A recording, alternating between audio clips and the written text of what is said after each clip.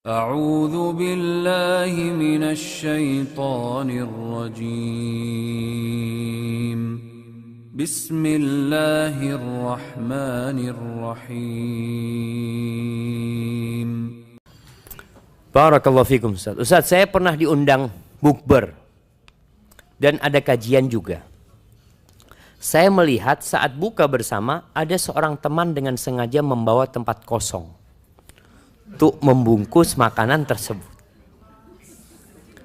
Saya mau memberikan nasihat kalau itu tidak baik, tetapi saya tidak jadi negur, takut tersinggung. Karena bukan saya tuan rumahnya. Bagaimana cara menasihati teman tersebut? Dan hukumnya gimana itu diundang makan tapi sengaja bawa tempat buat bungkus? Saya lihatnya juga malu. Jazakallah khairan. Jamaah, yang pertama kita perlu berhusnudzon dengan saudara kita. Artinya mungkin menurut kita yang dia lakukan itu tidak baik.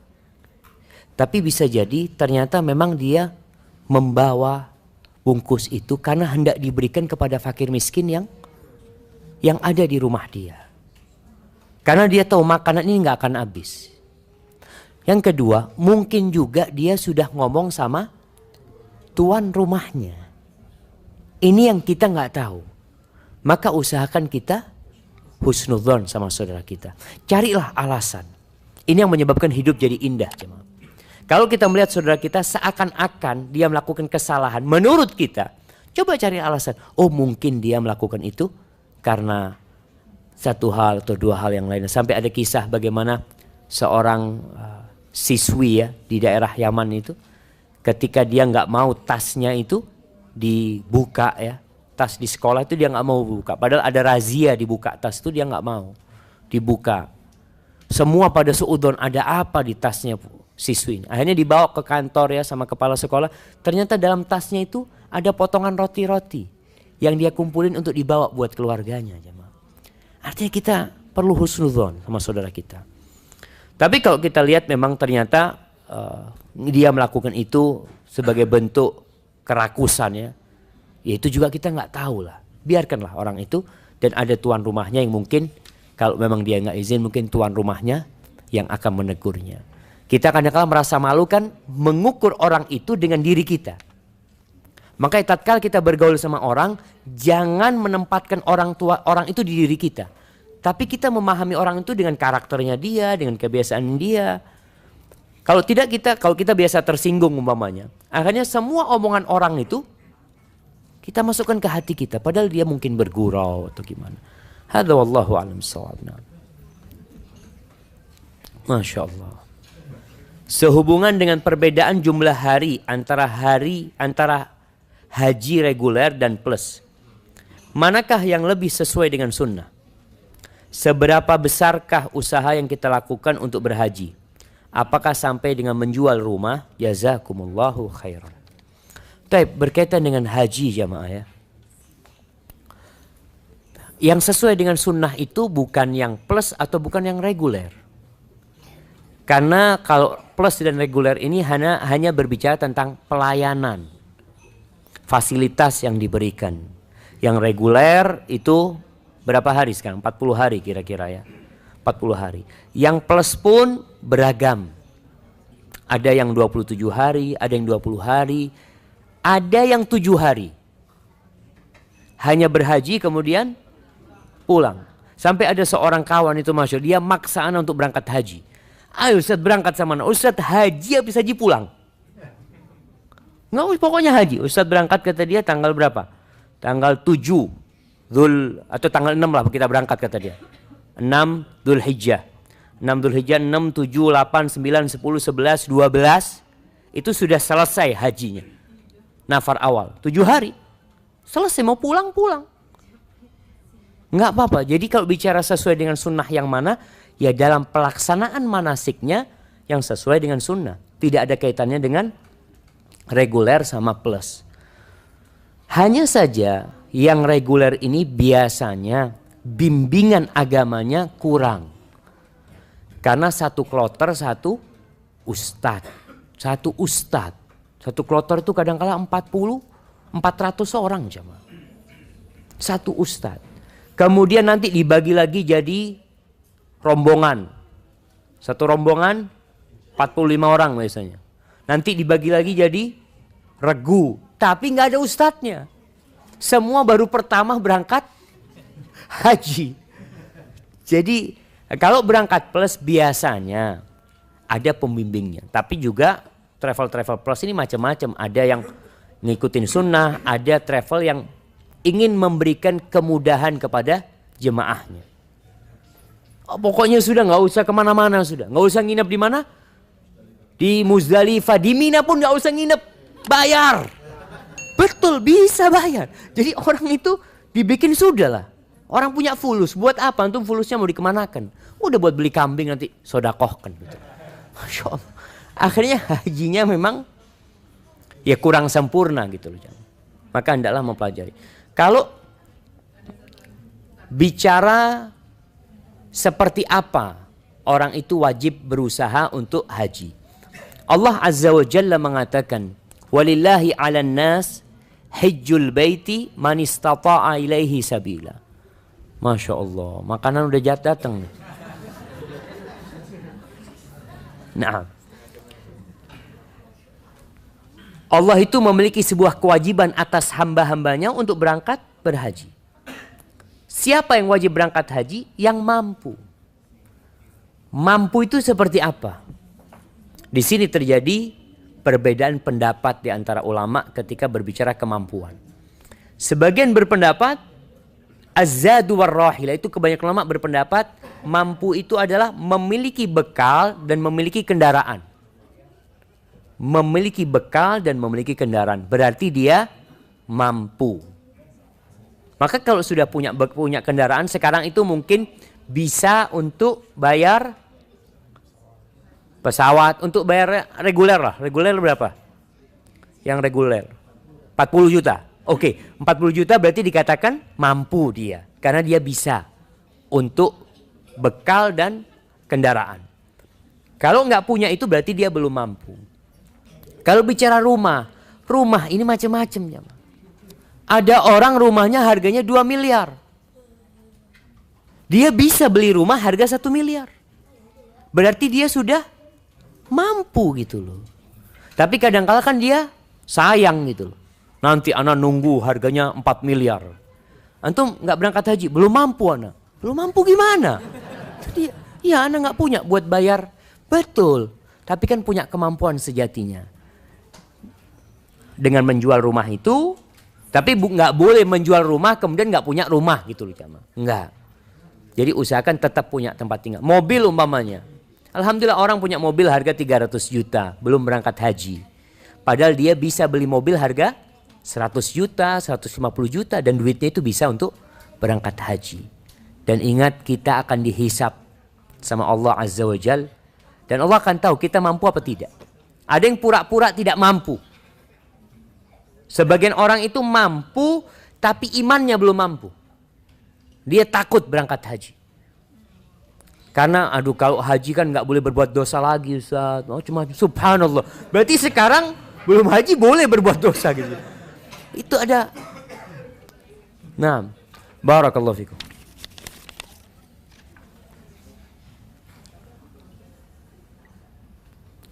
Nah Ustaz Afwan, ini ada titipan pertanyaan dari keponakan ana yang qadarullah pisah dari suaminya karena perbedaan akidah. Pertanyaannya, apakah ibu harus memperjuangkan hak asuh anak usia 6 tahun jika ayahnya bersikeras ingin merebut anak ini dari ibunya? Siapakah yang bertanggung jawab terhadap pendidikan anak jika orang tuanya bercerai? Apakah ibu atau ayahnya? Sedangkan undang-undang mengatur anak diasuh ibu jika belum mumayyiz. Betul. Jadi memang secara hukum agama selama belum mumayyiz anak itu jadi haknya ibu. Selama ibunya belum menikah juga. Itu jadi haknya ibu. Hak ibu mengasuh tapi pembiayaan semuanya kewajiban ayahnya sampai kapanpun. Anda perlu ingatkan kembali bahwasanya kewajiban seorang ayah kepada anaknya dalam kondisi menikah atau bercerai itu tidak berubah. Ingat, kewajiban seorang ayah kepada anaknya dalam kondisi dia bercerai atau masih menikah sama istrinya tidak ada yang berubah. Tetap semua kewajiban ditanggung oleh ayahnya. Sehingga sejatinya janda bawa anak itu tidak susah hidupnya. Kalau dia janda cerai. Karena kewajiban memberikan nafkah, kewajiban bapaknya full, bukan kewajiban ibunya. Tapi karena banyak suami-suami yang tidak tanggung jawab, hati-hati ya para lelaki. Akan ada persidangan di hari kiamat itu. Jangan sampai yang menjadi lawanmu di persidangan itu anakmu dan istrimu. Anak datang, nih bapak gak pernah kasih makan aku. Gak pernah. Karena ada lelaki yang menikah kemudian dia tidak peduli sama anaknya lagi. Kalau sekarang ibu ini, apa yang harus dia lakukan? Memang haknya dia. Sebelum dia mumayyiz, sebelum dia bisa memilih, maka itu jadi hak ibunya membesarkan anaknya. Kalau bicara memperjuangkan, silahkan kalau bisa diperjuangkan. Tapi kalau melihat kondisinya tidak memungkinkan, ya sudah, terimalah kondisi yang ada dengan memohon kepada Allah agar memberikan hidayah kepada bapaknya. Tapi kalau bisa berjuang, diperjuangkan. Perjuangkan karena apalagi dikatakan karena beda akidah ya. Allahu Akbar. Ini mengingatkan kita buat yang belum menikah, jangan sembarangan menikah. Hendaklah benar-benar memilih. Orang aja mau beli mobil aja, wah dia itu buka apa? Buka katalog, dilihat, dicari ini itu macam-macam. Tanya sama sohibnya, ini kekurangannya apa, ini itu. Masa cari bini ketemu di jalan langsung nikah?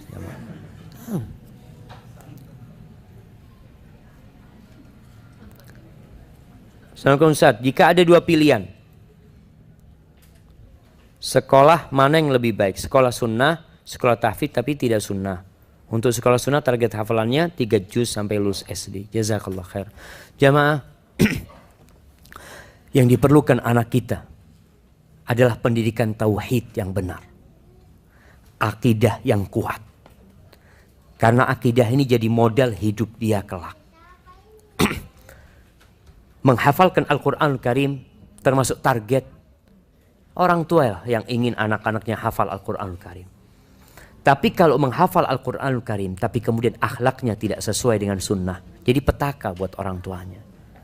Seharusnya orang yang menghafal Al-Quran itu tampak di wajahnya, tampak di perilakunya. Ada seorang teman waktu itu berangkat sama anak ke satu tempat. Ada fulan hafal Quran. Dia ngata, Ustaz, fulan ini hafal Quran Ustaz. Iya banget. Kok sama sekali nggak kelihatan di perilakunya, di gaya bicaranya. Karena seorang yang hafidul Quran, dia bawa kewajiban besar jemaah. Maka buat anaknya silakan di sekolah yang sunnah tapi hafalan Qurannya, kalau di sekolah dapat 3 juz lulus, maka carikan guru lain yang bisa mengajarkan kepada dia sampai lulus dia 30 juz. Atau paling tidak ya 15 juz. Kemudian nanti dilanjutkan ketika SMP-nya ya, seperti itu. Hadza wallahu a'lam bishawab. Ustadz, saya tarawih sendiri 4-4-3. Apakah ada contohnya dari Nabi SAW? Berkaitan dengan sholat tarawih ini jamaah. Yang pertama masalah jumlah sholat tarawih. Memang ada 2 pendapat. Apakah sholat tarawih itu terbatas bilangannya atau tidak terbatas bilangannya? Pendapat jumhur ulama, dan itu pendapat yang sahih insyaallah, sholat tarawih itu nggak ada batasannya. Sehingga yang mau sholat 11 rakaat, yang mau 11 21 rakaat, yang mau sholat 37 rakaat, Masya Allah. Ahlan wa sahlan, Masya Allah. Ahlan, Masya Allah Bapak. Gimana kabarnya Pak? Alhamdulillah. Afwan nih, kita duduk di atas nih Pak. Jadi sholat tarawih itu secara jumlah tidak ada batasannya. Rasulullah SAW memang sholat 11 rakaat. Tapi Nabi SAW ketika ditanya tentang sholat tarawih, Nabi menjelaskan sholatul lail, Masya Allah, mathna mathna. Sholat malam itu 2-2. Ini juga untuk menjawab pertanyaan yang 443. Salat malam itu dua-dua. Fa idza khasyital fajr fa'utir biwahidah. Kalau engkau takut subuh maka tutup dengan witir 1 rakaat. Sehingga kalau kita sholat umpamanya, ana sholat alhamdulillah Ustaz 40 rakaat umpamanya. Silahkan. Wallahi jamaah. Enggak apa-apa. Ana sholat 11 rakaat Ustaz. Naam, silahkan. Intinya yang dibicarakan itu bukan jumlah, tapi kualitas sholat kita. Rasulullah sallallahu alaihi wasallam sholat 1 rakaat jemaah. Itu yang dibaca Al-Baqarah, An-Nisa, Ali Imran. 5 juz lebih. 1 rakaat. Beliau 11 rakaat. Tapi 1 rakaatnya seperti itu.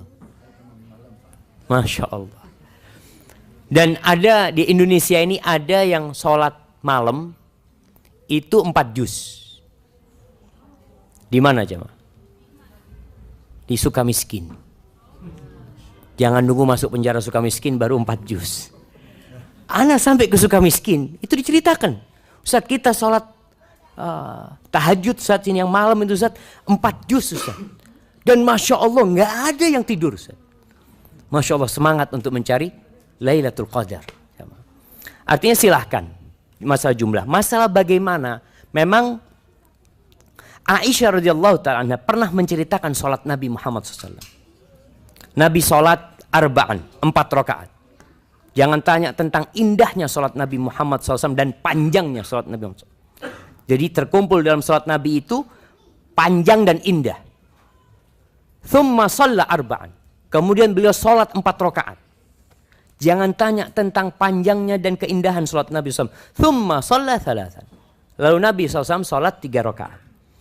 Inilah yang dijadikan pegangan oleh para ulama tentang sholat tahajud itu, sholat tarawih 4-4-3. Tapi Aisyah radhiyallahu ta'ala anha di hadis yang lainnya, hadis riwayat Ahmad dan Ibnu Majah menceritakan bahwa Nabi SAW itu tidak pernah menambah sholatnya dari 11 rakaat.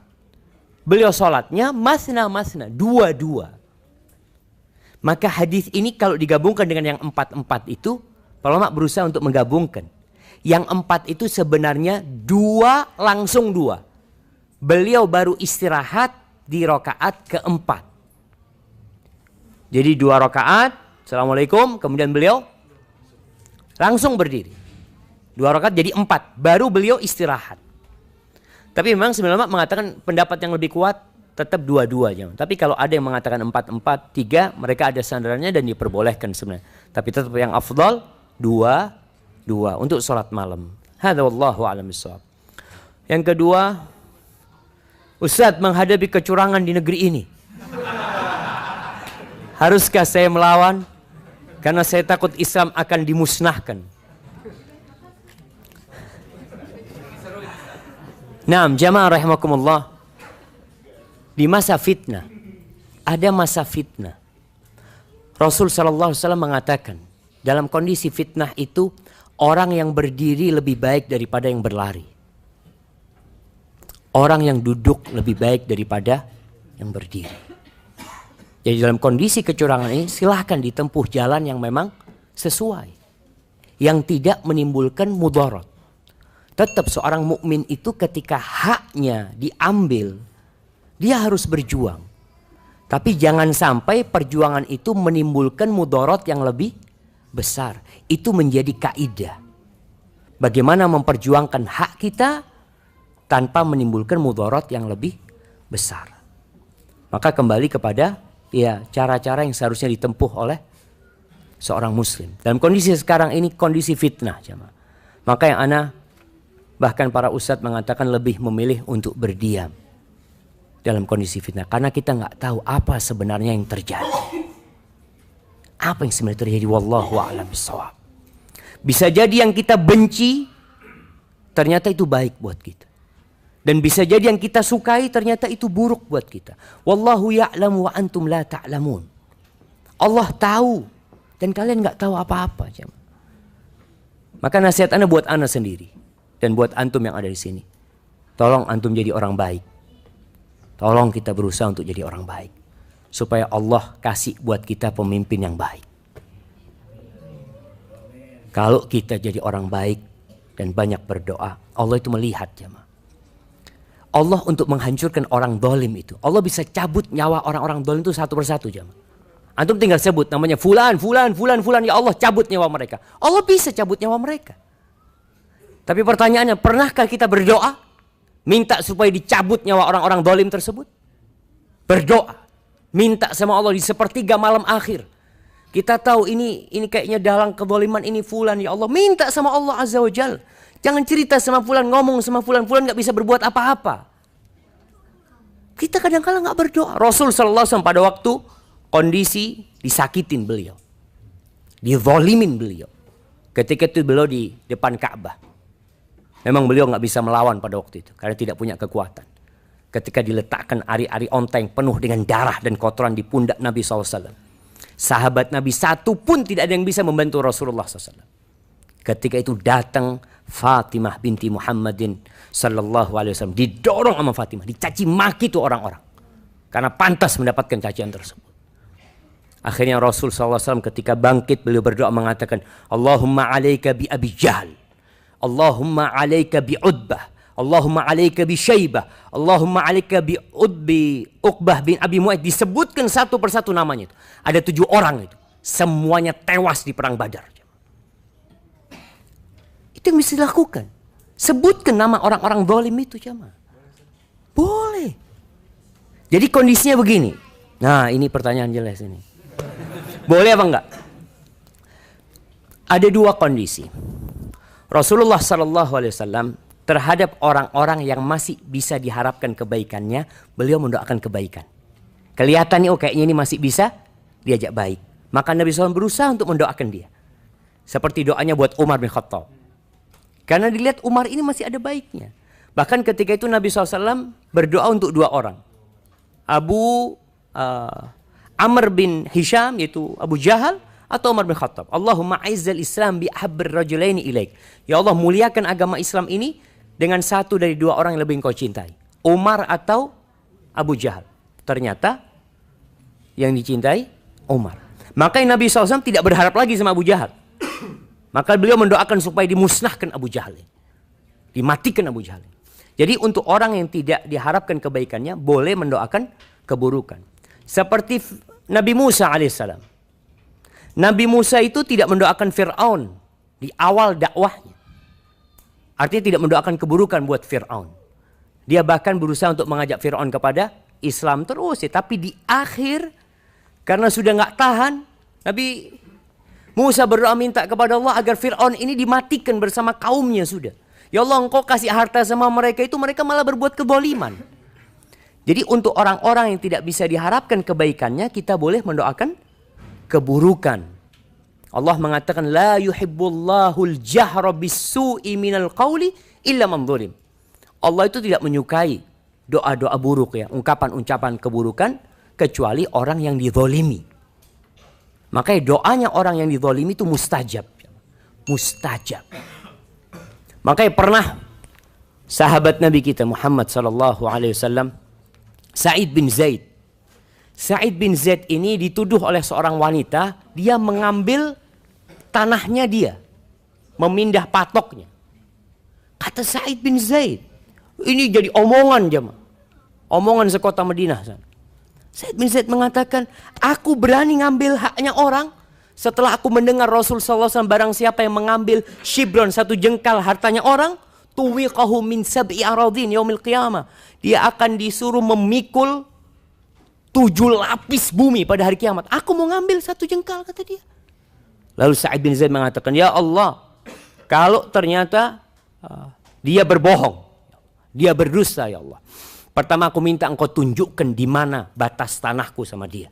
Karena tanahnya, batas tanahnya itu hilang. Yang kedua, aku minta kepadamu agar engkau matikan dia di tempat dia. Engkau, supaya dia meninggal. Kemudian dia, wanita ini jadi buta dan kemudian jatuh di dalam sumurnya dan mati di sana, jemaah. Mati di tanahnya sendiri dan terkubur di sana, jemaah. Artinya doa keburukan ini diperbolehkan buat orang-orang yang memang kita tidak bisa berharap kebaikan lagi. Tapi kalau masih ada kebaikan, Rasul SAW mendoakan kebaikan. Pernah pada waktu itu sahabat Nabi yang bernama Tufail bin Amr ad-Dawsi dari kabilah Daus. Dia udah berdakwah bertahun-tahun gak ada yang masuk Islam. Kecuali 3 keluarga.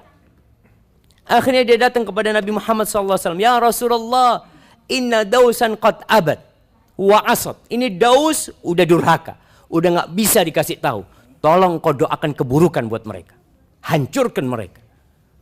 Rasul SAW angkat tangan menghadap kiblat. Apa kata beliau? Allahumma hdi dausan wa'tini bihim. Ya Allah, datangkan kabilah Daus itu. Berikan hidayah kepada mereka dan datangkan mereka. Subhanallah, 1 kampung masuk Islam semuanya. Dengan doa Nabi Muhammad SAW. Artinya, orang-orang yang masih berharap, kita berharap ada kebaikan di diri mereka, silahkan kita doakan semoga dapat hidayah. Tapi kalau kita sudah putus asa ya, setelah berulang kali kita kasih nasihat ya, dia enggak, ya sudah. Kita mendoakan keburukan, itu tidak mengapa buat orang yang ditolimi. Berapa menit lagi jemaah? Nah, barakallahu fikum. Ustaz, anak-anak menghafal Quran di sekolah, tapi kelihatannya suka sedih, murung, dan bosan.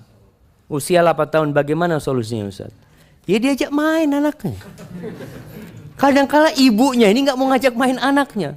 Suruh hafalan Quran terus. Ajak main anaknya. Yang tua ajak bosen jemaah. Maka tugas orang tua bagaimana menghilangkan kejenuhan itu dengan bermain sama anaknya. Bermain tapi yang disetel Al-Quranul Karim. Jadi sebagian itu Masya Allah jemaah. Ada seorang yang keluarganya semua hafal Al-Quranul Karim bermula dari ibunya. Jadi ibunya itu dari sejak kecil ketika gendong anaknya, nyusuin anaknya. Kerjaan ibu itu selalu membaca Al-Quran, murojaah Al-Quran. Ibunya nyapu sambil gendong anaknya. Ibunya menjahit sambil anaknya di depannya terus baca Al-Quran. Anaknya itu hafal Quran padahal belum bisa baca Quran. Karena dari mendengar. Sekarang kan ibunya udah gak jarang ngomong. Nulis terus kerjaannya ibunya.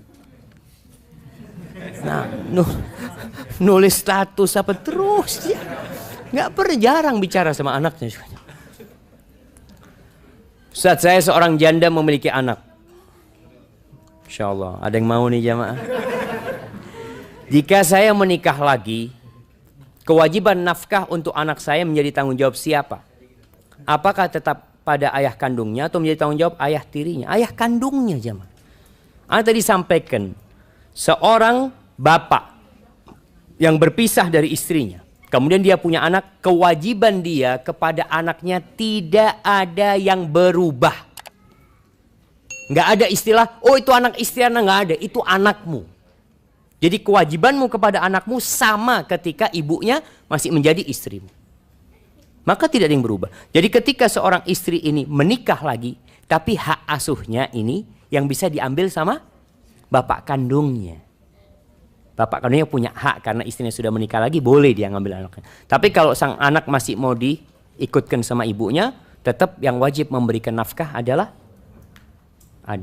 ayah kandungnya.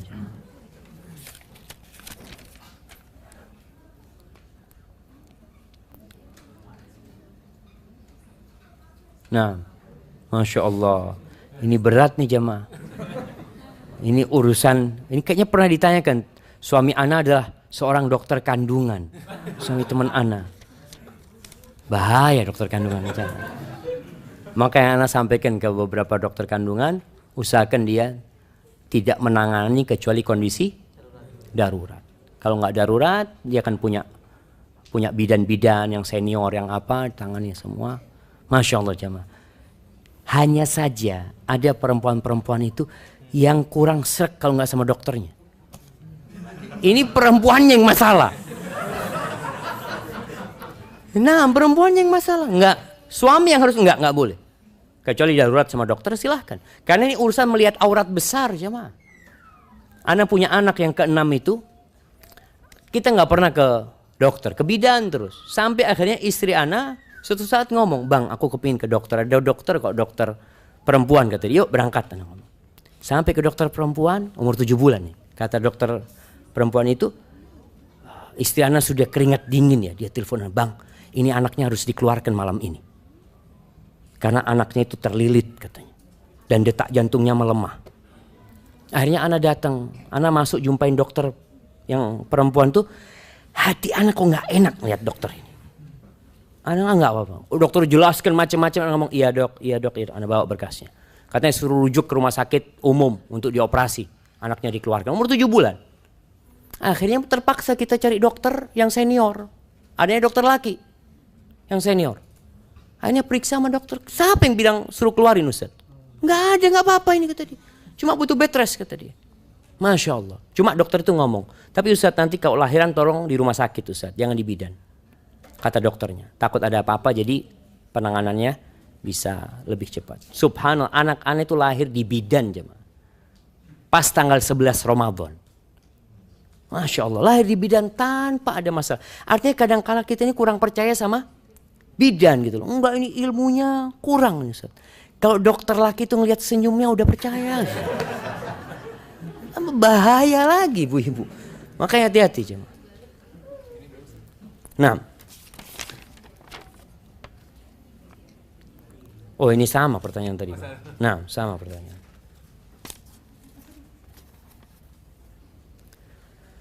Apa batasan menahan rasa lapar, mempertahankan puasa dengan mendolimi diri sendiri? Saya dulu pernah mempertahankan puasa hingga akhirnya malah menjadi sakit. Mohon pencerahannya Ustaz. Jemaah, dari satu orang ke orang lainnya berbeda-beda. Makanya disunahkan kita untuk sahur. Sahur. Karena sahur itu membantu orang-orang yang mungkin nggak tahan lapar, tidak terlalu lama dia menahan laparnya.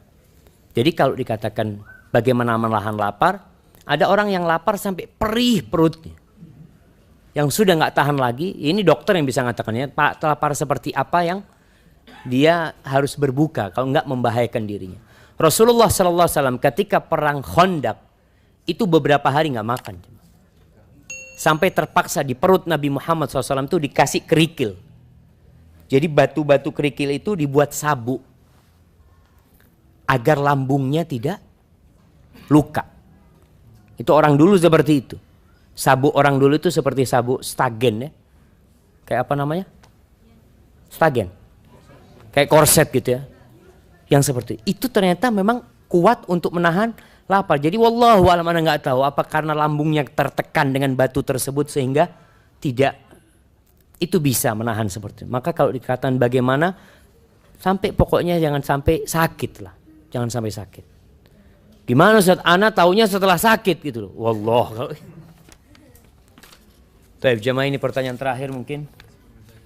Nah, pertanyaan terakhir. 10 menit lagi masih. Bolehkah kita mulai puasa sunnah di tanggal 2 dan 3 Syawal? Boleh. Boleh.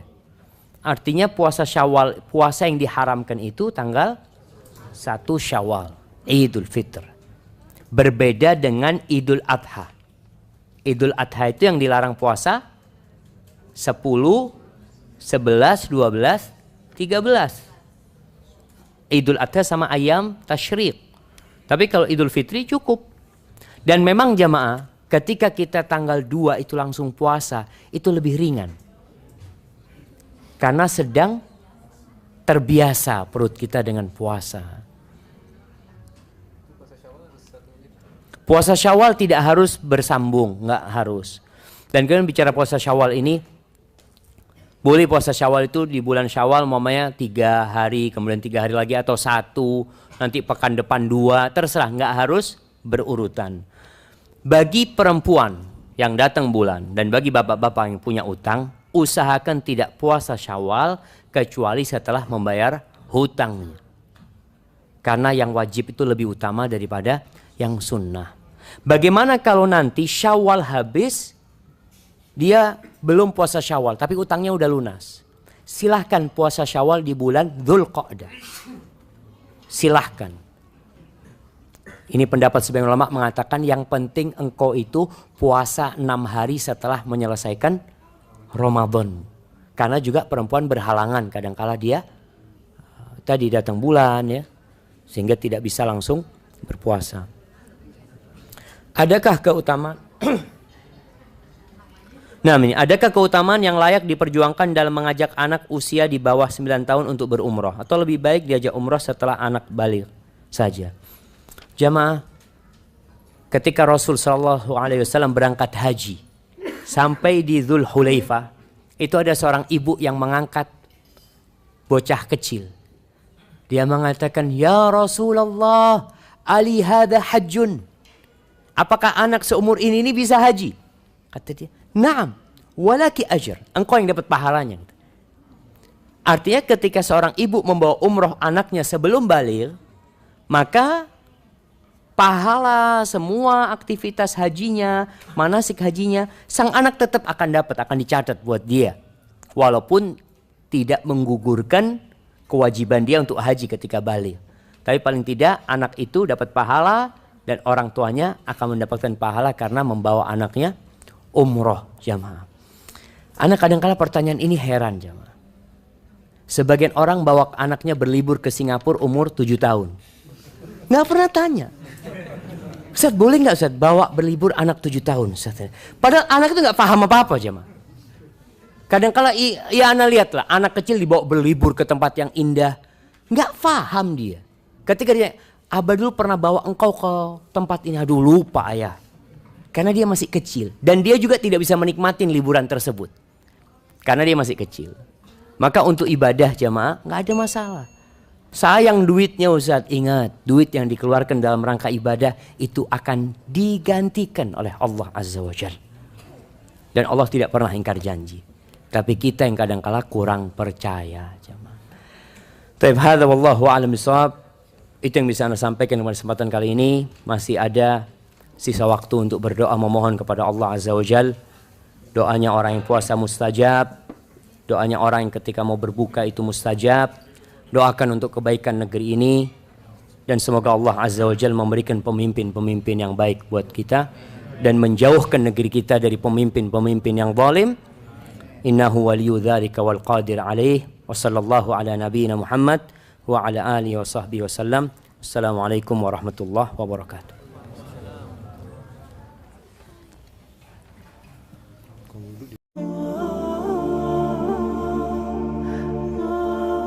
Lalu Ibnu Jauzi berdoa, Allahumma in adzabtani ghadar. Ya Allah, kalau kau besok mengazab aku, jangan kau kasih tahu orang-orang itu. Li'alla yuqal, agar supaya tidak tersebar pembicaraan azaba man da'a ilaih, azaba man dalla ilaih, supaya orang-orang enggak ngomong